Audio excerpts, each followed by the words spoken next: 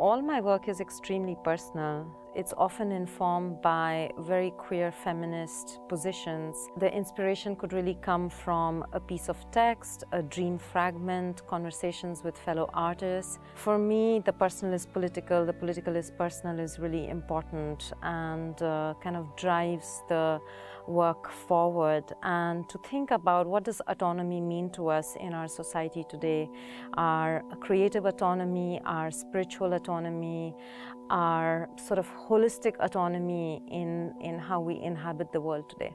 I also feel that humor is very important. So the ability to laugh with life, even if some of my work seem really serious and intense, this is very important. So in my film is the story of a filmmaker and she's a lesbian. The genesis of the film was I said, okay, I want to make it an autofiction. I want to own my part of my story, which is, you know, the woman, the Cuban American, also like Latino issues. I want to base it on kind of my experience, but use it as a way in to what I've been living the last 20 years and what I feel a lot of different women and lesbians and filmmakers have been experiencing.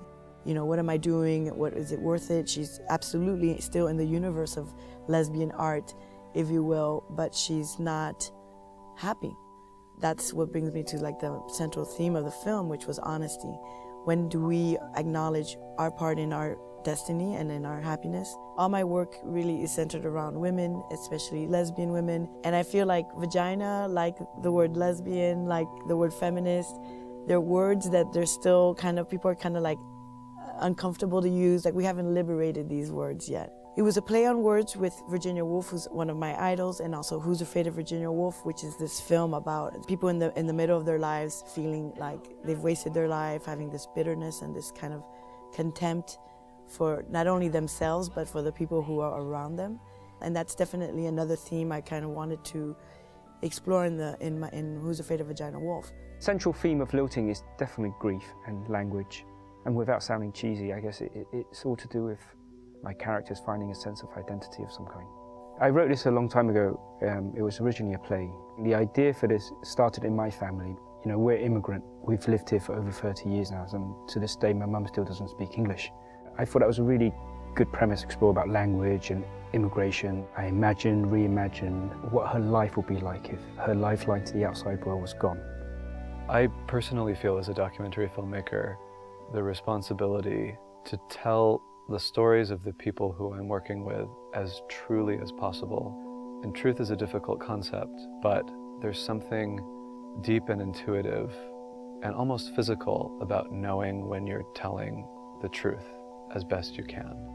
I always wanted to use a translator as a narrative device in a really major way. It can be a really powerful tool to enhance certain part of the emotion if you want it to create a certain sense of frustration or to really compound the grief or elation, whatever it is. It can actually become a tool to magnify what you want to say, I think. Why won't you let me have her son's ashes? I want to scatter them somewhere, and I think Kai would like that. 凯是我唯一的儿子。 He was my only child. He was my life. He was my... Don't translate that. She doesn't know.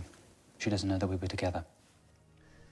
The first inspiration to make this film for me came when I met Steve Namande, who was one of the founders of Alternative Cameroon, and that's one of the first gay and lesbian centers in Cameroon. He started to tell stories about the people who work at the center and the people who come to the center for the community and the services, and they just sounded so interesting and as though they were dealing with, I mean, some of the most intense circumstances in the world for gay and lesbian folks. We first started by just asking, who are you?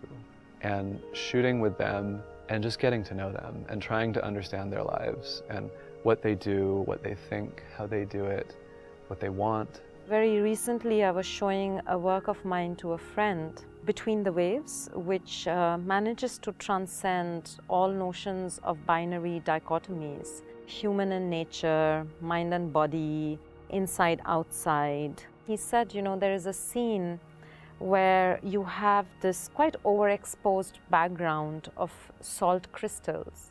And on it are light reflections, patterns of a crescent moon and a round sun. And he said, you know, there is no shadow here. It's just light on light. And I think that kind of encapsulates the philosophy where I'm heading in my work, that you move completely outside the binary. I really related to the themes of grief and language, all the bedroom scenes. I really love all the bedroom scenes. They're to do with memory, but specifically memory that's related to when you're grieving for somebody. And we use this device where we shift the dialogue out of sync, but it's done on specific sentences. And it was to do with, did I say that? Should I have said that? My God, I feel I should have said that. You should have your mum over for dim sum. I can impress her with my Chinese cooking. She won't like your cooking. And I think when you do that, it makes the scene really, it gives it a stronger emotional content without being too obvious about it, I guess. I love filmmaking and I love different genres. I mean, just the fun of filmmaking. So in my film, you know, we have the black and white period piece that's set in, like, you know, the late 60s, and you have, you know, the present day, you know, Los Angeles.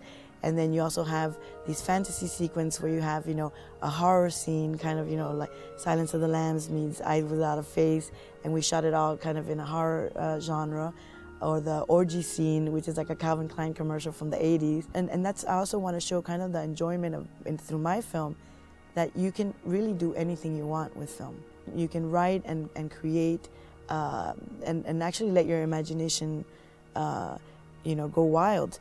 This BFI presentation of my works, which is a kind of mini retrospective, has works from the year 2000 till December 2013. As I'm looking at the works and I'm thinking about the process has of course changed and evolved over time. But I think I have a pretty good sense of myself as an artist now. I'm more interested in ideas. I never work with a script. I have no idea actually what's going to be the piece in the end. What's important for me is to really listen to the work, because the work, as in the process of the work, is always talking to you, and it's giving you the ideas and clues and directions of how you have to move forward.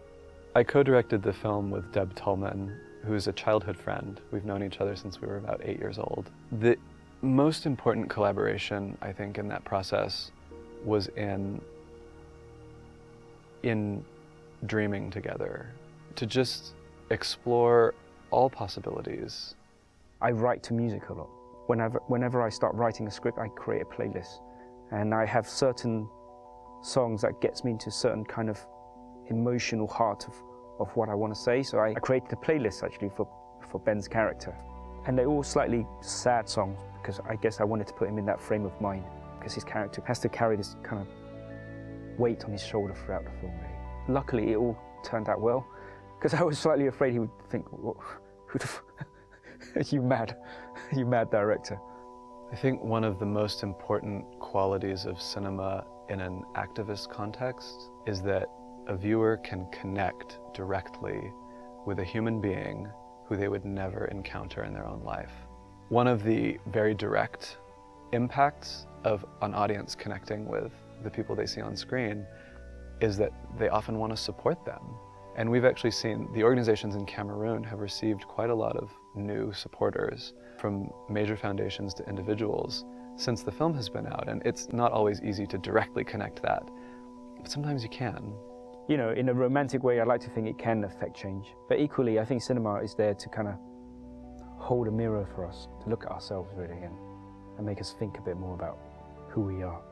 A movie, you can change someone's life. And actually, the other beauty of a movie is that hundreds of thousands of people, if you're lucky, can see this movie and forever, which is another concept that I love, that you know, you're making something that, you know, that people can discover anywhere and at any time. I'd like for the President and First Lady of Cameroon to see the film. I think that it would help them understand just what it's like to live in their country as a gay or lesbian person, and that they have a common humanity with those people. In India, I think it's a very, very crucial and important moment for LGBT people. People have come out in record numbers, and I think it's very important also for LGBT people to realize that we think through our issues in a more interconnected way with the struggle for rights of many other minority communities. I call myself a cultural militant.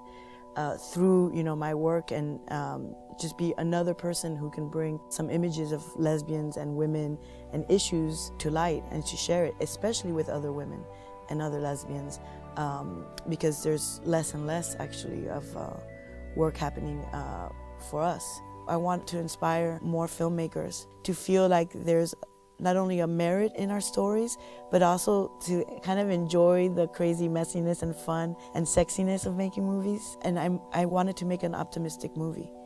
I wanted to make a movie through comedy that was bittersweet and honest and had some difficult moments, but that you left with some optimism.